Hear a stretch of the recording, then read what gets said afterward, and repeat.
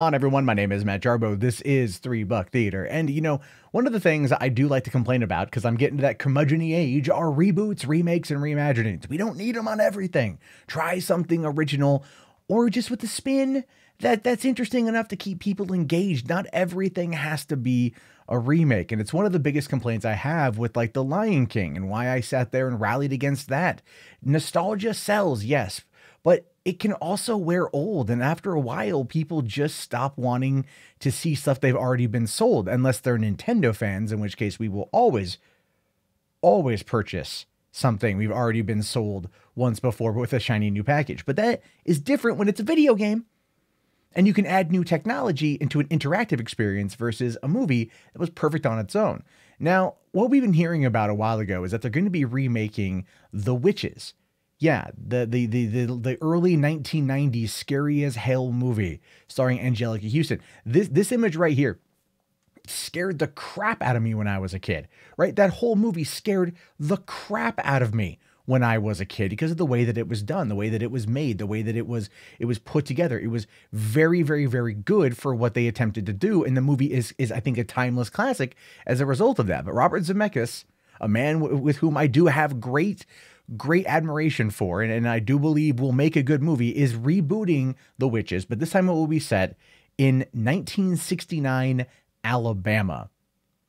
Yeah, 1969 Alabama, and they are adding, instead of the young boy and his grandmother will be played by an African-American boy and an African-American grandmother.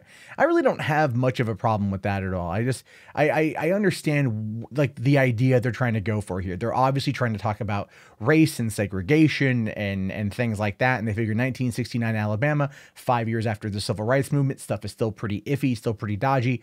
But it's opening up the door for a few more angles of, you could call it, societal commentary, at least looking at it through that lens.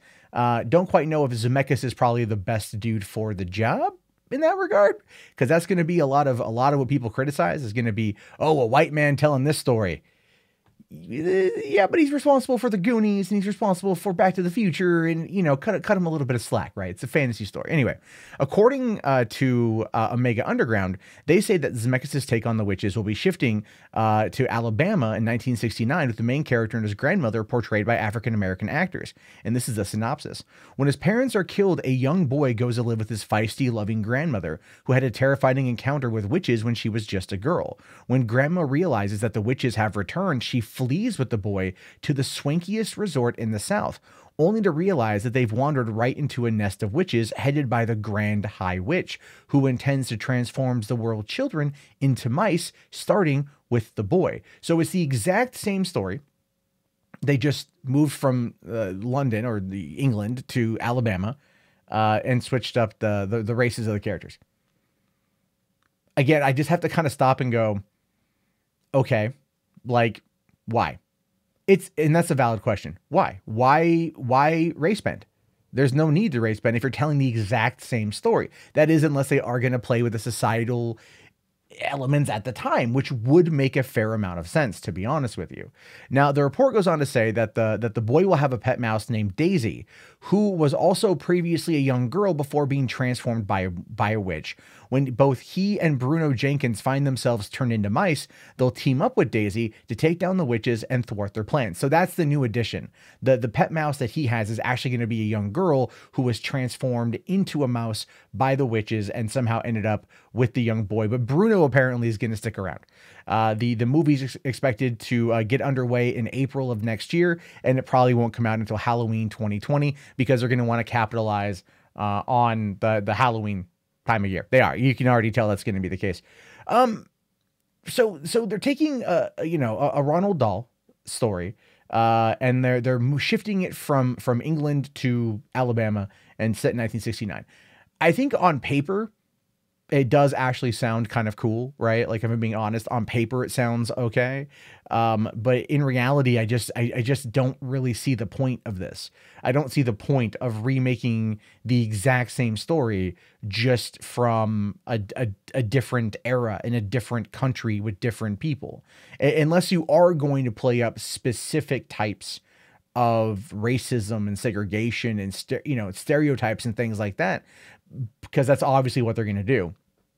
It's got to be done in a pretty, pretty subtle way. You know what I mean? Like if you come out and you start swinging and everything else and start making it real racial, real political, it's going to have a negative impact on viewers. Viewers go to the theater, honest to God, more often for escapism than anything else. The kids who were kids when the first movie came out are going to remember a very specific type of movie. And yes, Zemeckis will definitely hold a place in their hearts if they were kids of the 80s and 90s. But I don't know. I just feel like this is a pointless thing. If you want to tell me a story about a young African-American boy and his grandmother fighting off witches in the deep South in the 1960s, I'm all for that. But adapting a classic story in order to tell that one, I just kind of feel, well, it's lazy. It is. It's lazy to me. I would much rather there be an original take on something similar versus just retelling me the same story. But anyway, I could be wrong. And I'm curious to know your guys' thoughts on this one. Do you think that it's going to be a big issue? Do you think it's just an interesting take on the story? Where do you stand on this? Definitely let me know. And if you don't want to type it in the chat box, you can always give us a call at 818-350-3281. That's 818-350-3281. That's our voicemail line here on 3 Buck Theater. And that will be answered on our show, The Call-In, and everything else. So be sure to leave a comment, thumbs up the video, subscribe if you're new, and check back often for more content from me. Again, this is going to be a nuanced discussion because I do feel there's going to be a lot of elements at play in regards to the subject material. But at the same time, it boils down ultimately to the question is this a necessary remake, or is this just a pointless cash grab that's aimed at stoking the current political fires? I'm curious to know your thoughts. Let me know. Anyway, my name is Matt Jarbo. I'll talk to you guys later. Have yourself a great day and peace out.